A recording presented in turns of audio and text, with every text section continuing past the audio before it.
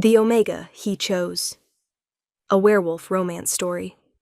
Opening, Luna's introduction. Hello, my beautiful dreamers.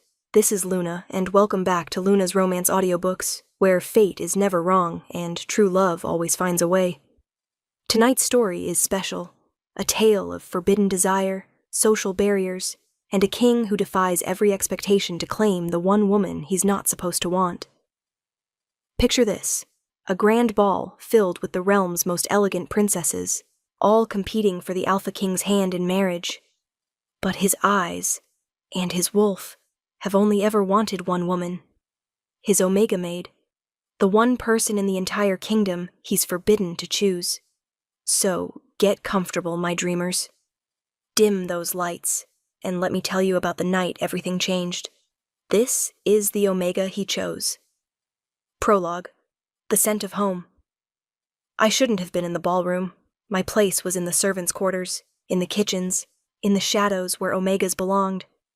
Not here, surrounded by glittering chandeliers and princesses who smelled of expensive perfumes and entitled ambition.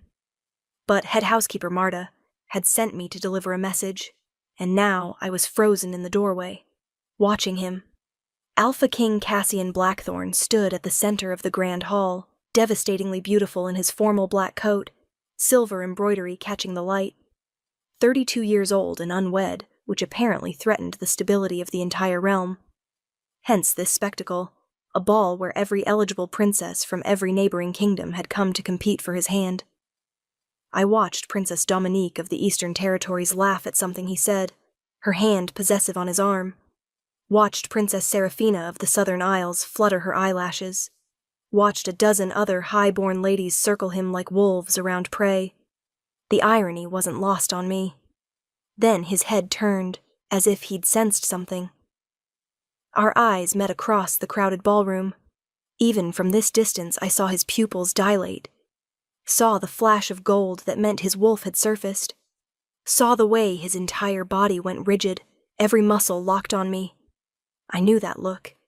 Had seen it 100 times over the past year I'd worked in his palace. Hunger, longing, frustration.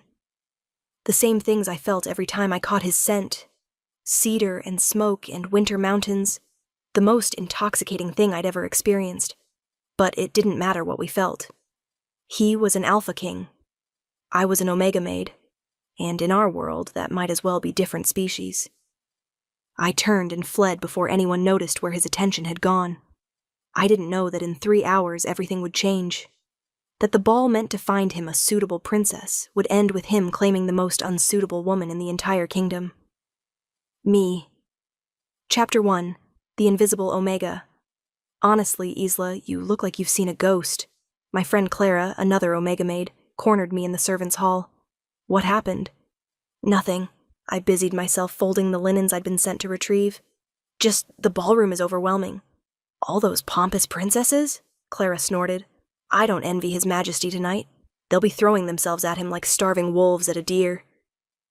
The image made my stomach turn, though I had no right to feel jealous. He has to choose someone, I said quietly, forcing the words out.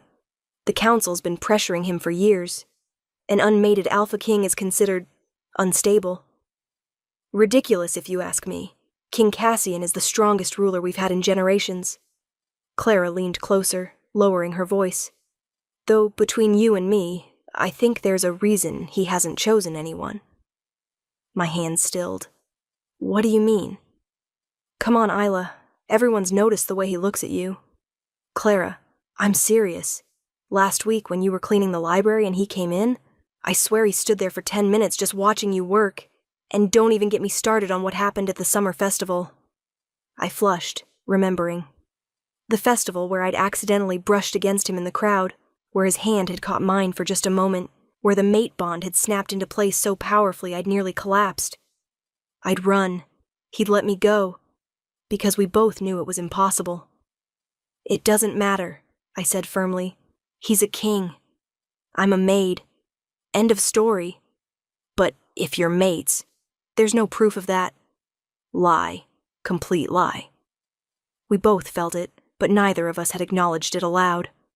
And even if we were, The council would never accept an Omega Luna Queen. You know that. Clara's expression softened with sympathy. It's not fair. Fairness has nothing to do with hierarchy. A bell chimed, the signal that the first dance was beginning. Back to work, I said, grateful for the interruption. Those champagne flutes won't polish themselves.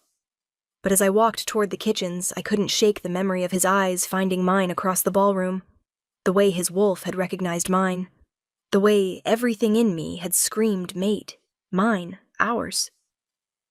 I was so lost in thought that I didn't notice the figure stepping out of the shadows until I walked directly into a broad chest. Strong hands steadied me, and that scent, cedar and smoke and everything I craved, surrounded me completely. Your Majesty, I jerked back, nearly dropping my basket of linens. I'm so sorry. I wasn't watching where... Isla.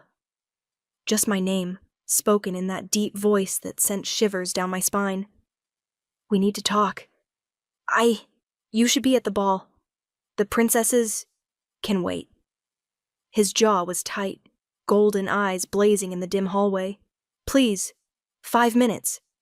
Every instinct I had screamed danger. Not because he'd hurt me. I knew in my bones he'd never harm me.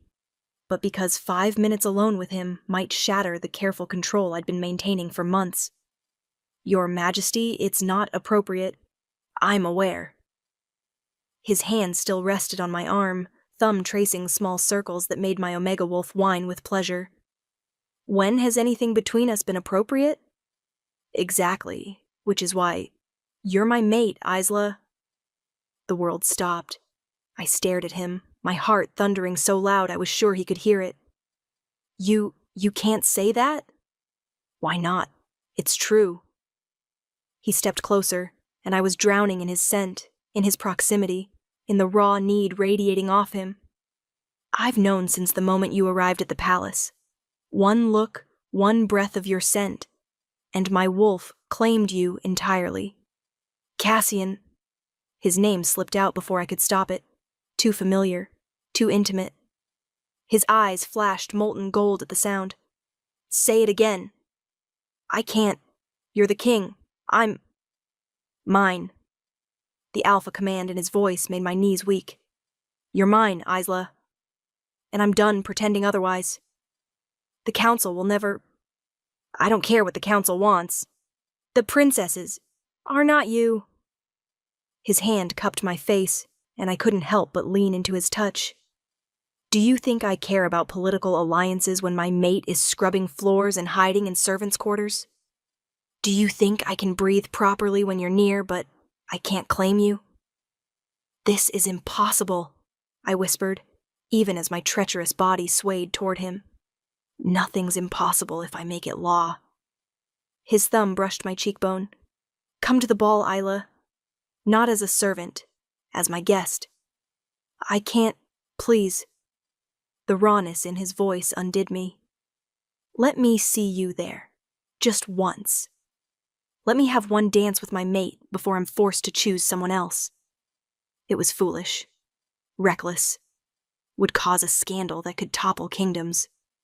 But looking into his eyes, feeling the mate bond thrumming between us like a living thing, I found myself nodding. One dance, I breathed. His smile was devastating. One dance. Then he was gone, disappearing back toward the ballroom, leaving me trembling in the hallway. What had I just agreed to? Chapter 2. Transformation. You've lost your mind, Clara declared, hands on her hips, as she surveyed the disaster that was my preparation. Absolutely lost it. I know. I stared at my reflection in the small mirror. My work dress was clean but plain, my hair a simple braid, my hands roughened from years of labor. I look ridiculous. You look beautiful, but that's not the point. Clara grabbed my shoulders. Isla, if you walk into that ballroom, everyone will know. The princesses, the council, the visiting dignitaries. They'll all see the way the king looks at you. I know. You could lose your position, your housing, everything. I know, I repeated quieter. Then why are you doing this? I met her eyes in the mirror, Because he asked. Because my wolf is screaming at me to go to him. Because I took a shaky breath. Because I'm tired of hiding what I feel. Clara's expression softened. After a moment, she squeezed my shoulders. Then we need to make you look like the future Luna Queen you're meant to be. Clara, hush. I have an idea. 20 minutes later, I barely recognized myself. Clara had worked magic with what little we had. She'd let down my hair, the dark waves falling past my shoulders. Found a dress that one of the higher-ranking servants had left behind. Simple but elegant, deep blue that brought out my eyes. Used a bit of rouge on my cheeks and lips. I wouldn't be mistaken for a princess. But I looked worthy. Almost. You're stunning, Clara breathed. I'm terrified. Good. That means you're alive. She hugged me tight. Go get your king, Omega girl. The walk to the ballroom felt like walking to my execution. I could hear the music, the laughter, the swirl of conversation. Could smell the mingled scents of dozens of wolves. Alphas, betas, omegas, all the visiting nobility. The guards at the door looked at me questioningly. I didn't have an invitation. Didn't have the right to be here. His Majesty requested my presence, I said, lifting my chin despite my shaking hands. They exchanged glances. Then, miracle of miracles, stepped aside. The ballroom was even more magnificent from inside, all crystal and candlelight, sweeping architecture and elegant wolves in formal attire. I felt like an imposter immediately. Then I caught his scent, and nothing else mattered. Cassian stood near the center of the room, Princess Seraphina hanging on his arm as she chatted with a group of nobles. But his head snapped up the moment I entered, his gaze finding mine with unerring accuracy. The look in his eyes stole my breath.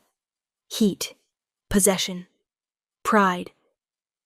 He said something to the princess, gently but firmly removing her hand from his arm. Started walking toward me, the crowd parting before him automatically. Every eye in the room turned to see what had captured their king's attention. What they saw was an Omega maid in a borrowed dress. The whispers started immediately. Who is that? Is that one of the servants? Why is she here? Look at the way he's looking at her. Cassian reached me, and the rest of the room ceased to exist. You came, he said softly, reverently, like I'd given him an incredible gift. You asked. His hand extended. May I have this dance? I stared at his offered hand, my heart pounding. This was it. The moment of no return. Behind him, I could see the princesses watching with varying degrees of shock and outrage. Could see the council members frowning. Could feel the weight of every judgmental stare. But I could also feel the mate bond singing between us. My Omega wolf desperate to touch her alpha. I placed my hand in his. His fingers closed around mine, warm and strong, and electricity shot up my arm. I've got you, he murmured, leading me to the dance floor. The music shifted to a waltz as we took our positions, his hand at my waist, mine on his shoulder, our other hands clasped between us. And then we were moving, spinning across the polished floor, and everything else faded away. I've dreamed of this, he confessed, his voice low enough that only I could hear. Dancing with you, holding you, being able to touch you without having to make excuses. Cassian, this is madness. The entire court is watching. Let them watch. His hand tightened on my waist, pulling me infinitesimally closer. I'm done hiding what you mean to me. The council will be furious. The council serves me, not the other way around.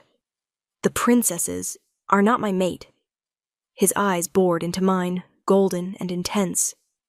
You are, Isla. Only you. My wolf claimed you the moment he saw you, and nothing, not politics, not tradition, not hierarchy, will change that. It's not that simple. It is exactly that simple. We spun, and his scent wrapped around me like a claim. I love you, Isla. I've loved you since you spilled tea on my favorite book and apologized so profusely, I thought you might pass out. I've loved you since I watched you rescue a wounded bird from the gardens and nurse it back to health. I've loved you through every moment I've had to pretend I didn't know you were my fated mate. Tears pricked my eyes. Cassian. Say you feel it too, please. Even if nothing can come of it, I need to hear it. Just once. The raw vulnerability in his voice shattered my defenses. I love you, I whispered. I've loved you so long, I can't remember when it started. I love your strength and your kindness. I love the way you remember every servant's name. I love how you sneak into the kitchens at midnight for cookies. He kissed me. Right there, in the middle of the ballroom, in front of every princess and noble and council member. Kissed me like I was precious, like I was his, like nothing else in the world mattered. The ballroom erupted in chaos, but I didn't care, because for one perfect moment I was exactly where I belonged, in my mate's arms. Chapter 3. The Choice. The kiss lasted forever and no time at all. When Cassian finally pulled back, the ballroom had descended into pandemonium. Princesses shouting in outrage, council members arguing, guards looking uncertain whether to intervene. Your Majesty, Lord Chancellor Aldrich pushed through the crowd, his face purple with fury. What is the meaning of this? Cassian kept his arm around my waist, keeping me close. I would think it's obvious, Lord Chancellor. You kissed a servant, Princess Dominique shrieked, at a ball held specifically to find your queen. I found her. His voice carried alpha command that silenced the room. I found my queen the day she arrived at this palace. Everything else has been a formality. I should have ended months ago. She's an Omega, another council member sputtered. You can't make an Omega the Luna Queen. I can make anyone I choose my Luna Queen. I'm the king. The council will never approve. Then I'll dissolve the council. The threat hung in the air, sharp and real. Cassian's eyes swept the room, stopping on each protesting face. I've played your games for years, attended your balls, entertained your political matches, pretended to consider princesses I had no interest in. I'm done. Lord Aldrich stepped forward, voice dripping with condescension. Your Majesty, think rationally. This Omega is not fit to... Careful. The alpha command in Cassian's voice made everyone take an involuntary step back. You're about to insult my mate, my fated mate, chosen by the moon goddess herself. Are you really foolish enough to question her judgment? That gave them pause. Fated mates were sacred, even among the political machinations of the court. Prove it, Princess Seraphina demanded, her beautiful face twisted with jealousy. Prove she's your fated mate, and not just some Omega you've been amusing yourself with. Rage flickered across Cassian's features, but I placed a hand on his chest, feeling his rapid heartbeat beneath my palm. It's okay, I murmured. They have a right to question. They have no right. Your Majesty, I turned to face the assembled crowd, trying to ignore how my knees shook. I am an Omega. I am a maid. By all traditional standards, I am entirely unsuitable to be your Luna Queen. I took a breath. But I am also his fated mate. I've felt the bond since the moment we met. I've tried to ignore it, tried to stay in my place, tried to do what was expected of me. Then why didn't you speak up before? Lord Aldrich demanded. Because I was terrified. The admission hung in the air. Because I knew what claiming a king would mean. The scrutiny, the hatred, the constant whispers that I'm not good enough, not worthy, not suitable.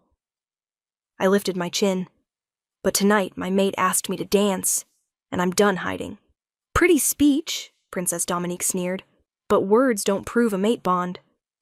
No, Cassian agreed. This does. He tilted his head, exposing his neck. The ultimate sign of trust from an alpha to his mate. Mark me, he said softly, his eyes on mine. Right here, right now. Prove to everyone that you're mine, and I'm yours. The room gasped. Marking was sacred, permanent. It would bond us irrevocably, broadcast to every wolf in the realm that we were mated. Cassian, you don't have to. I want to.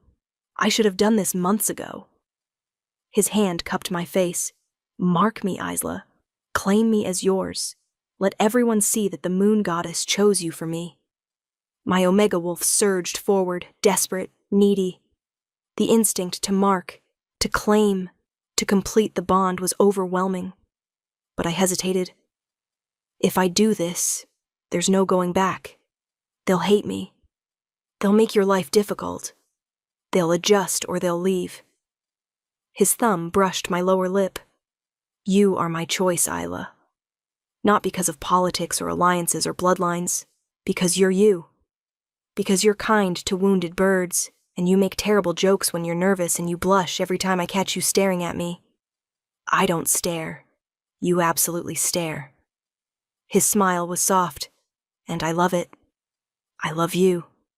So please, my omega, my mate, my future queen, mark me.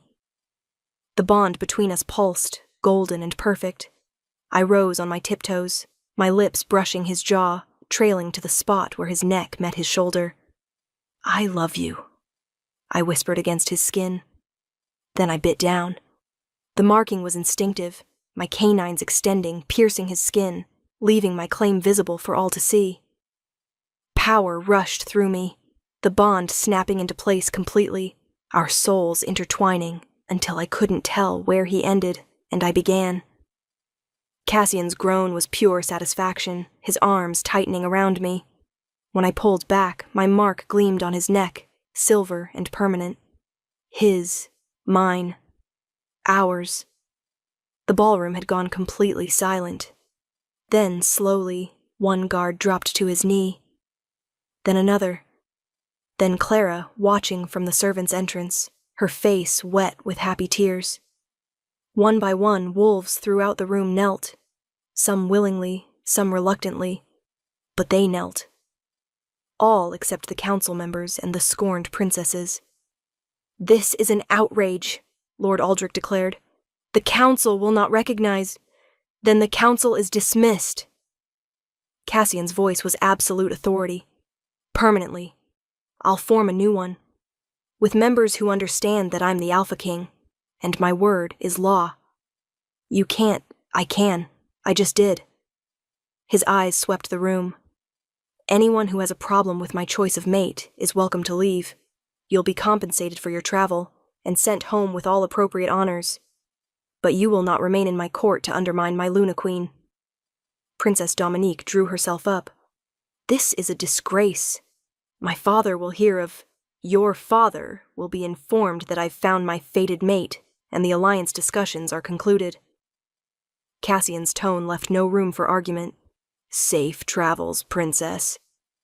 One by one, the princesses swept from the room in various states of outrage. The council members followed, muttering among themselves, until finally only those who'd knelt remained. Guards, servants, a handful of open-minded nobles. Well, Cassian said, turning to me with a devastating smile. That went better than expected. I stared at him. You just dissolved the council, sent away every princess, effectively upended the entire political structure of your kingdom. I did. For me. For us. He kissed me softly. I meant what I said, Isla. You're my choice. My only choice. Everything else is just details. The council will try to fight this. Let them try. His confidence was unshakable. I'm the Alpha King. My word is law. And my word says you're my Luna Queen. A throat cleared. Clara approached, curtsying awkwardly. Your Majesties. Congratulations. The title, Your Majesties, plural, made reality crash over me. I was going to be queen. Me, an Omega maid who'd been scrubbing floors this morning. The panic must have shown on my face because Cassian's hand found mine, steadying me. One step at a time, he murmured. We'll face everything together. I looked up at my mate, my king, and felt the bond between us strong and sure. Together, I agreed. But I didn't know that the real challenges were just beginning, that there were forces in play beyond scorned princesses and angry councils, that claiming a throne was easy compared to keeping it. Chapter 4. The Omega Luna. The next morning I woke up in the Queen's chambers. Not my servants' quarters. Not a dream. The actual Queen's chambers, with silk sheets and a view of the gardens, and Cassian's arm draped possessively around my waist. "You're thinking too loud," he murmured sleepily, pulling me closer. "I can feel your anxiety through the bond. I'm about to have breakfast with your new council, as Luna Queen, when yesterday I was polishing silver. And you'll be magnificent." He kissed my shoulder, right over where I'd marked him last night. His own mark on my neck tingled in response. We'd completed the bonding after the ball, in private, and the memory still made me blush. They'll love you. They'll tolerate me because you're forcing them to. Some will. His honesty was brutal, but appreciated. Others will genuinely support us.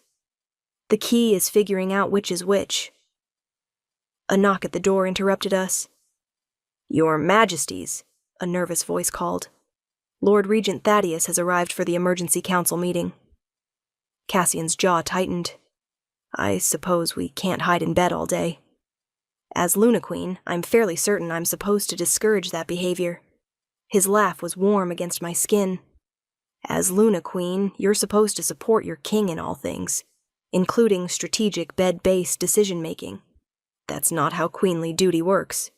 He silenced me with a kiss that made my toes curl. When he finally pulled back, we were both breathless. "Ready to face the wolves?" he asked. I thought about all the judgmental stares, the whispered insults, the challenges ahead. Then I felt our bond, golden and unbreakable. With you, always. The council chamber was full of unfamiliar faces. Cassian had moved quickly to replace the old council with wolves he trusted. But I could still feel the tension, the uncertainty about having an Omega as their Luna Queen. "Lord Regent Thaddeus," Cassian greeted the elderly wolf at the head of the table. "Thank you for coming on such short notice." "Your Majesty," Thaddeus bowed, then turned to me. His gaze was assessing, but not unkind. "Luna Queen Isla. Congratulations on your bonding." The formal acknowledgement of my title made several council members shift uncomfortably. "Thank you, Lord Regent." We took our seats, Cassian at the head of the table and me at his right hand. The symbolism wasn't lost on anyone. "I've called this meeting to address the concerns I'm sure many of you have," Cassian began, "about my choice of mate and what it means for the kingdom." "With all due respect, Your Majesty," a younger council member spoke up. "Lord Brennan," I thought. "The concerns aren't just ours. Word is spreading to the other kingdoms. Many are questioning your judgment." "Let them question." Cassian's voice was steel. "My mate was chosen by the moon goddess herself. Anyone who questions that questions her will." "But tradition states..." "Tradition also once stated that Omegas couldn't own property or speak in council meetings," I interrupted quietly. All eyes turned to me. Tradition isn't law. It's just what we've always done. Maybe it's time we did things differently. Lord Thaddeus studied me with interest. "You propose changing centuries of hierarchy? I propose judging wolves by their abilities, not their designation." I met his gaze steadily. An Omega can be strong. A Beta can lead. An Alpha can show compassion. What matters is the individual, not the label we assign them. "Revolutionary thinking," Thaddeus murmured. "Dangerous thinking," Lord Brennan countered. "If we start dismantling the hierarchy..." "We start creating a stronger kingdom," Cassian finished. "One based on merit, not birthright. One where any wolf can rise to their full potential." His hand found mine under the table. My Luna Queen is living proof of that. She has gifts that transcend designation, compassion, intelligence, a ability to connect with all wolves, regardless of rank. "Pretty words," another council member, Lady Morgana, said sharply. "But how does an Omega with no political training, no diplomatic experience, no knowledge of governance possibly qualify to be Luna Queen?" It was a fair question, even if the delivery was harsh. "She learns," Cassian said simply. The same way I learned when I became king at 21 after my father's death. The same way any of us learn. By doing, by listening, by having advisors we trust to guide us. His eyes swept the table. That's what a council is for, isn't it? To advise and support their rulers. Some of us remember when councils actually had power, Lady Morgana muttered. And some of us remember when Alpha Kings made decisions in their kingdom's best interest, not the council's, Cassian shot back. The tension ratcheted up several notches. I squeezed Cassian's hand gently, feeling his frustration through our bond. May I say something? I asked quietly. All eyes turned to me again. I know I'm not what you expected in a Luna Queen. I know I don't have the training, or the bloodline, or the experience. I took a breath. But I love this kingdom.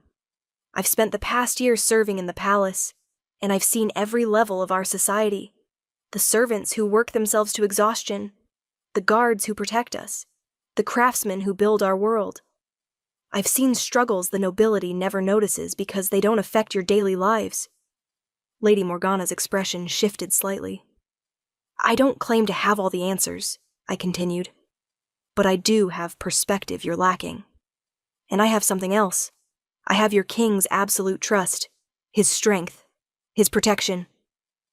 My eyes found hers. You can work with me, help me learn, guide me to be the Luna Queen this kingdom needs, or you can fight me every step of the way and weaken us from within while our enemies watch and wait. The choice hung in the air. Lord Thaddeus broke the silence. The girl has spine. And she's not wrong about perspective. When was the last time any of us actually spent time in the servants' quarters? Or the working districts? That's not our role. Maybe it should be. Thaddeus looked at Cassian. Your Majesty, I move that we formally recognize Luna Queen Isla and pledge our support to help her transition into her role. Seconded, another council member said. Lady Morgana looked like she'd bitten into something sour, but she nodded. Agreed. Though I reserve the right to say I told you so, if this ends in disaster. Fair enough. Cassian's relief flowed through our bond. Then it's settled. My maid is recognized as Luna Queen, and this council will support her education in governance and diplomacy. As the meeting continued, discussing territories and trade agreements, and a dozen other complex issues, I felt overwhelmed but not hopeless. This was my life now, my role, my responsibility. And with Cassian beside me and the bond between us strong, I could face it. Even when, halfway through the meeting, a messenger burst in with urgent news. Your Majesty, Lord Chancellor Aldrich has gathered the old council members and several noble families. They're declaring the bonding invalid and calling for your abdication. Cassian's hand tightened on mine. The real battle was just beginning. Chapter 5. The Rebellion. The former Lord Chancellor had wasted no time. By evening, nearly a third of the noble families had joined his cause. They'd barricaded themselves in the eastern estate, declaring Cassian's bonding to an Omega a violation of sacred law. It's not about you, Clara assured me as she helped me dress for the emergency session. It's about power. Aldrich lost his position, and this is how he's trying to get it back. It's absolutely about me. I stared at my reflection. Luna Queen finery felt like a costume. If Cassian had chosen any of those princesses, there'd be no rebellion. If Cassian had chosen any of those princesses, he'd be miserable. She adjusted my crown, still strange to wear. Besides, you're not giving yourself enough credit. You won over half the council this morning. Even Lady Morgana looked impressed. Lady Morgana looked constipated. Clara snorted. Same expression on her. Despite everything, I smiled. Then Cassian's presence filled the bond, urgent and commanding. Come to the throne room. Now. I arrived to find chaos. The throne room was packed with nobles, guards, servants, everyone talking over each other. Cassian stood before his throne, radiating alpha authority, but even he looked strained. His eyes found mine across the room, and relief flashed through our bond. Luna Queen Isla, he called, and the room quieted. Please, join me. I walked through the crowd, feeling every judgmental stare. When I reached him, his hand immediately found mine, the contact steadying us both. "Lord Regent," Cassian addressed Thaddeus, "what's the latest?" "Aldrich's forces have grown to 40 families, roughly 30% of the nobility.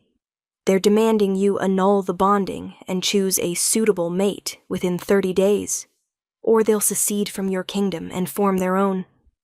Murmurs rippled through the crowd. "They can't do that." "Actually, they can," Lady Morgana interjected. "The Accords of 1702 give noble families the right to secede if they believe the crown has violated sacred law. Bonding with a fated mate isn't a violation. They're claiming the moon goddess wouldn't choose an Omega for an Alpha King," Thaddeus explained grimly. "That Isla must be a false mate, perhaps using magic or manipulation." Rage surged through our bond so powerfully I gasped. Cassian's eyes flashed pure gold. "If anyone, anywhere, suggests my mate used anything other than her natural goodness to earn my love, they'll answer to me personally." The threat hung heavy in the air. "Your Majesty," Lord Brennan spoke up carefully, "perhaps we could provide proof? A public ceremony where the moon goddess herself confirms the bonding?" "The marking is proof enough." "Markings can be faked," Lady Morgana interrupted. "Rare, but possible with certain magics." I felt sick. "I didn't fake anything. We know that." Cassian pulled me close. "But Aldrich is spreading doubt. We need to counter it definitively." "How?" I asked. Thaddeus stepped forward. "There's an ancient ritual, the moon's testimony. The bonded pair stands before the assembled kingdom under the full moon, and if their bond is true, the moon goddess herself will bless them with visible light.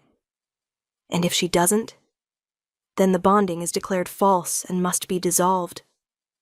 My blood ran cold. "When's the next full moon?" 3 days. 3 days to prepare for a ritual that would either confirm our bond or destroy everything. Through our connection, I felt Cassian's determination. We have nothing to fear. Our bond is real, but also his worry. What if something goes wrong? "We'll do it," I said aloud, lifting my chin. "The moon's testimony. 3 days from now. Let the entire kingdom watch." Cassian's pride and love surged through the bond. "Then it's settled," Thaddeus declared. "Word will be sent to all territories. In 3 days, the moon goddess will speak." As the crowd dispersed to spread the news, Cassian pulled me into a private alcove. "You didn't have to agree to that," he said softly. "We could have fought Aldrich's rebellion without—" "No, we couldn't. Not without bloodshed." I cupped his face. "This way, the goddess herself ends the argument. No one can dispute her judgment." "And if she's silent? If for some reason the light doesn't come?" "It will." I had no idea where this certainty came from, but it filled me completely. "We're fated mates, Cassian. The moon goddess chose us. She won't abandon us now." His kiss was fierce, desperate, full of love and fear in equal measure. 3 days, he whispered against my lips. Then no one can ever question us again. I hoped he was right.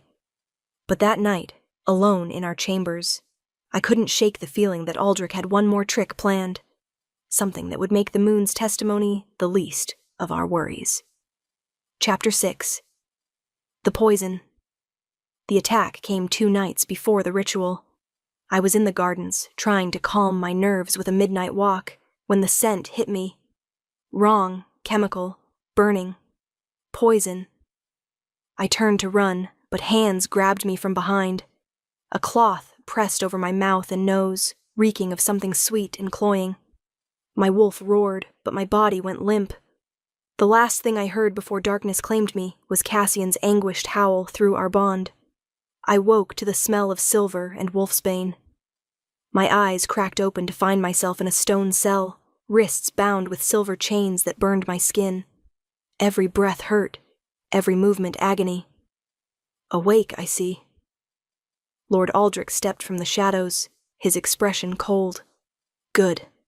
I'd hate for you to miss this. Where? My voice came out as a croak. Somewhere your king will never find you in time. He crouched before me. The moon's testimony is tomorrow night, Omega, and you won't be there to complete it. Cassian will tear this kingdom apart looking for me. I'm counting on it. Aldrich's smile was cruel. By the time he finds you, the full moon will have passed. The ritual window will close. And without the goddess's blessing, your bonding will be questioned forever. You can't. I can. And I will. He stood. You were always the weak point, little Omega. Cassian's one vulnerability. Take you away, and he'll destroy himself trying to save you. Through our bond, I could feel Cassian's frantic energy. He was searching, desperate, the connection between us strained but not broken. Hold on, his voice echoed in my mind. I'm coming. Just hold on. But I could feel the distance between us. Miles, maybe more. Too far to reach by tomorrow night. He won't make it in time, Aldrich said, reading my expression. Accept it. You've lost. After he left, I tested the chains. Silver burned Omega skin worse than any other designation. A quirk of biology that made us particularly vulnerable. But I wasn't just any Omega anymore. I was Luna Queen. Cassian's mate, chosen by the moon goddess herself. And I refused to let some power-hungry noble destroy what we'd built. Closing my eyes, I reached for the bond. For Cassian's strength flowing through it. His alpha power that had become partially mine through our marking. The chains were silver, but I was bonded to the strongest alpha in the kingdom. Silver shouldn't be enough to hold me. I pulled on Cassian's power, feeling it flood through the bond. The chains heated, my skin blistering, but I didn't stop. Couldn't stop. With a crack that echoed through the cell, the chains shattered. I stood on shaking legs, burned and exhausted but free. Now I just had to escape before Aldrich realized what I'd done. The compound was some kind of abandoned fortress in the mountains. Guards patrolled the perimeter, but they weren't expecting an Omega to have broken free. I used that to my advantage. Staying low, moving quietly, I slipped past 3 different patrol routes. My wolf, usually so submissive, was fierce now. Protective of our mate, of our bond, of the future we'd claimed. I was almost to the tree line when someone shouted, "The Omega! She's escaped!" I ran. Through the forest, over rocks and roots, my bare feet bleeding, but my determination absolute. Behind me, guards gave chase, their wolves faster and stronger. But I had something they didn't. I had a mate who could feel my location through our bond. And as I burst into a clearing, the sun just starting to rise, I saw him.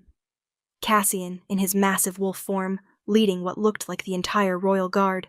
His blue eyes found mine, and the relief that flooded our bond nearly brought me to my knees.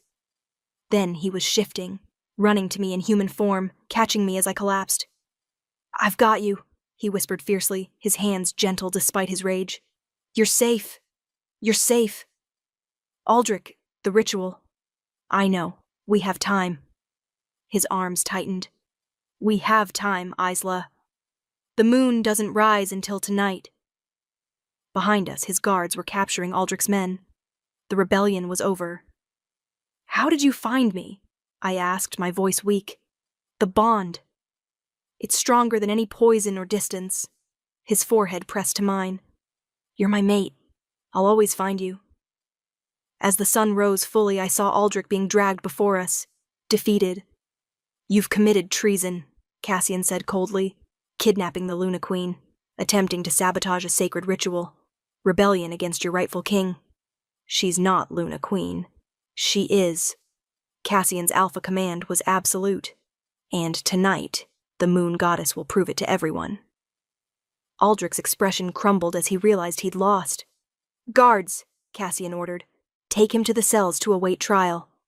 Treason carries a death sentence." As they dragged the former Lord Chancellor away, Cassian turned his full attention to me. "Can you stand?" "With help." He lifted me effortlessly, cradling me against his chest. The royal healers will tend your burns. We'll get you fed, rested. Cassian.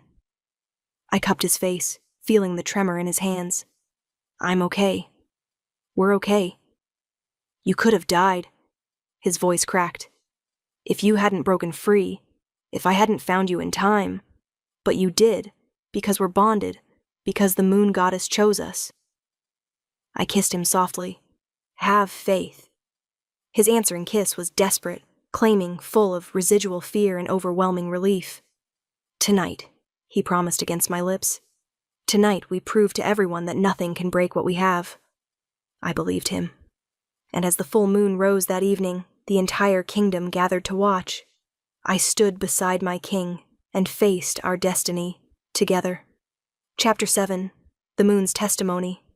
The ritual ground was ancient, a circle of standing stones on the highest peak, open to the sky.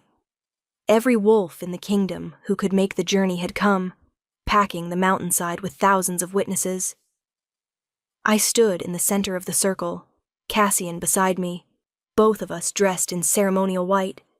My burns from the silver chains were bandaged, but hidden beneath the flowing fabric. High Priestess Alara, the oldest wolf in the kingdom, approached with the ritual bowl. Alpha King Cassian Blackthorn, her voice carried across the silent crowd. Do you claim this woman as your fated mate, chosen by the moon goddess herself? I do. His voice was steady, sure. Luna Queen Isla Thorn, she turned to me. Do you claim this man as your fated mate, chosen by the moon goddess herself? I do. Then drink. She offered the bowl, filled with water, blessed under 100 full moons. We drank together, the liquid tasting of moonlight and starlight and magic. Now, the priestess said, the testimony. The moonlight intensified, focusing on us like a spotlight. Silver light poured down, wrapping around our joined hands, spreading across our bodies. Where it touched, it left glowing marks.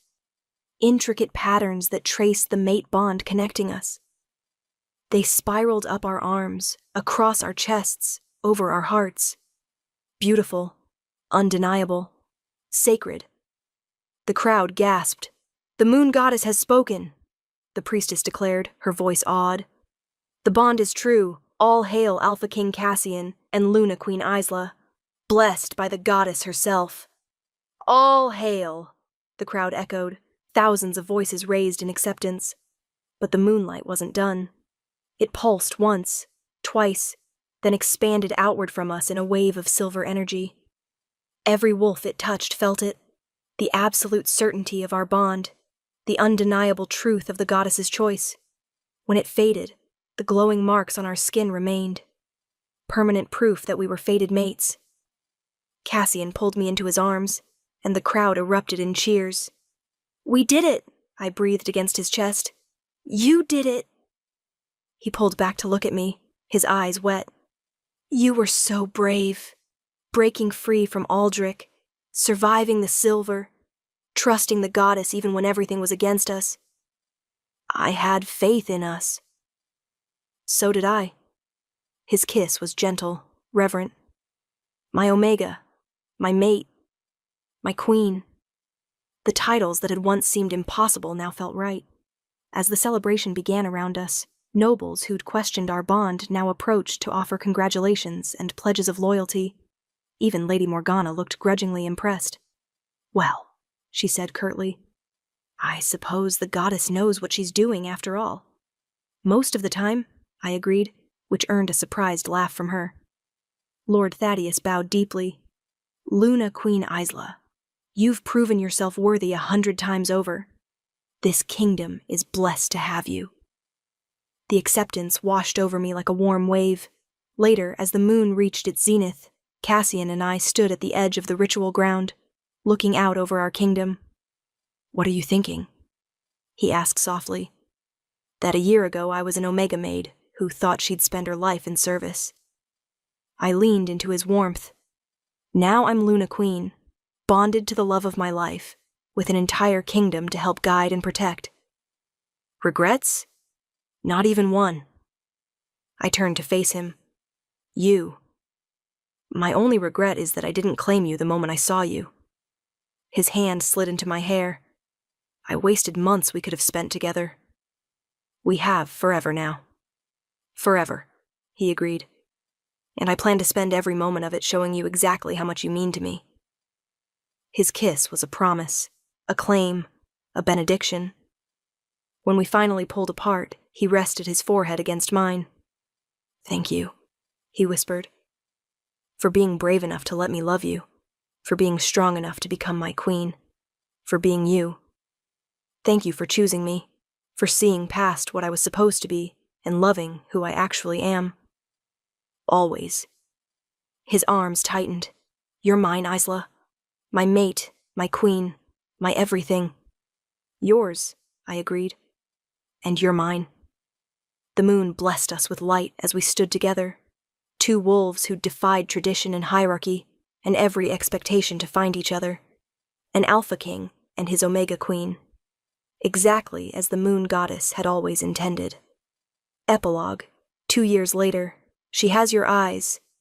I looked down at the tiny bundle in my arms, our daughter, barely a week old, with Cassian's bright blue eyes and a shock of dark hair. And your stubbornness, Cassian added, sitting beside me on the bed. She refused to sleep all night unless I was holding her. She knows her father's the strongest wolf in the kingdom. Smart girl. He laughed, the sound warm and happy. So different from the stressed, lonely king I'd met 3 years ago. Our daughter, Princess Aurora, named for the dawn, yawned widely and settled into sleep. Clara's outside with a gift, Cassian said softly. Should I let her in? Please. Clara entered, her own mate, Marcus, Cassian's beta, beside her. She carried a beautifully wrapped package. For the princess, she said, setting it on the table. Though really, it's for her mother, a reminder. I opened it to find my old maid's dress, carefully preserved and framed. Clara? You came from there, she said, gesturing to the simple dress. And now you're here, Luna Queen, mother to the future ruler of our kingdom. Never forget how far you've come. Tears pricked my eyes. Thank you, she countered, for showing every Omega in this kingdom that we're more than our designation. Applications to the new Omega Leadership Program have tripled this year. That program was my pride and joy, creating opportunities for Omegas to enter fields previously closed to them. Politics, military, business, education. The hierarchy was changing, slowly but surely. After they left, I settled Aurora in her crib, watching her sleep peacefully. What are you thinking? Cassian asked, wrapping his arms around me from behind. That 3 years ago, I never could have imagined this life. Regrets? I turned in his arms, feeling our bond pulse with contentment and love. Not even one. His kiss was soft, perfect. I love you, my Omega Queen. I love you, my Alpha King.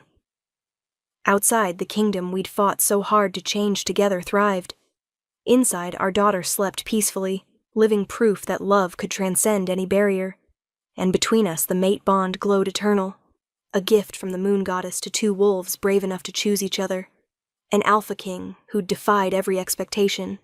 And the Omega maid he'd chosen over all the princesses in the realm. Our fairy tale. Our truth. Our happily ever after. Luna's closing, and that, my beautiful dreamers, is the story of Cassian and Isla, an Alpha King who found his true queen in the most unexpected place. Did this story touch your heart? Did you feel the magic of their bond? Then show me some love. Hit that like button, drop a comment telling me your favorite moment, and subscribe to Luna's romance audiobooks so you never miss a tale of true love. I want to know, would you have had the courage to mark the king in front of the entire court? Would you have broken free from those silver chains? Tell me in the comments. And speaking of courage, our next story is going to test every boundary you thought you knew. It's called His Forbidden Omega, and it follows a she-wolf who discovers she's mated to her pack's greatest enemy, the rogue Alpha who killed her father. Love, hate, revenge, and a bond that refuses to be denied. Trust me, dreamers, you won't want to miss it. Until next time, may your choices be brave, your bonds be true, and your love stories be written in the stars. This is Luna, signing off. Sweet dreams, beautiful souls.